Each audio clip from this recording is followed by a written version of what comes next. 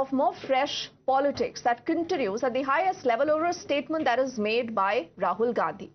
This statement is about the quote-unquote system in India. Now, what is the system Rahul is talking about? He was speaking in Panchkula, where Rahul Gandhi says that he'd seen the system from within very, very closely during the reigns of his grandmother, his father, and then Dr. Manmohan Singh. And from his own experience, he says that this entire system, he believes, is aligned against those who are from the lower castes. जब से मैं पैदा हुआ हूं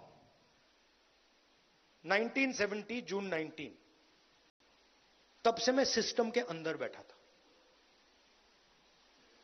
मैं system को अंदर से समझता हूं, कैसे चलता है, किसको फेवर करता है, किस प्रकार से फेवर करता है, किसकी रक्षा करता है, किसको अटैक करता है, ये सब मुझे मालूम है, दिखता है। प्राइम मिनिस्टर हाउस में जब दादी प्राइम मिनिस्टर थी तब था, पापा थे, मनमोहन सिंह जी थे, तब भी मैं जाता था, तो मुझे सिस्टम अंदर से मालूम है।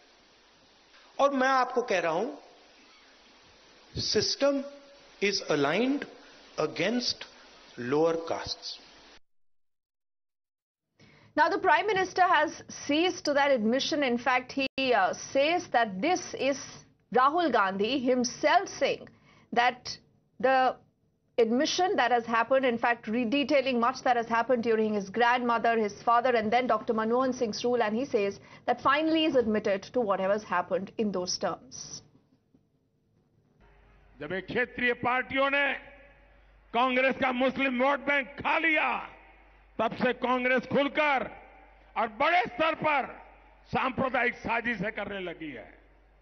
कई बार लाख झूठ बोलते हुए भी शहजादे की जुबान पर सच्चाई तो आ ही जाती है।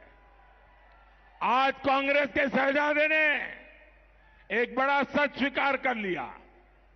शहजादे ने मान लिया है कि उनकी दादी, उनके पिताजी, उनकी माताजी के समय जो सिस्टम बना, वो दलितों, पिछड़ों, आदिवासियों का घोर विरोधी रहा है। कांग्रेस के इसी सिस्टम ने एससी, एसटी, ओबीसी की कितनी ही पीढ़ियों को तबाह किया। आज शहजादे ने खुद ये बात मान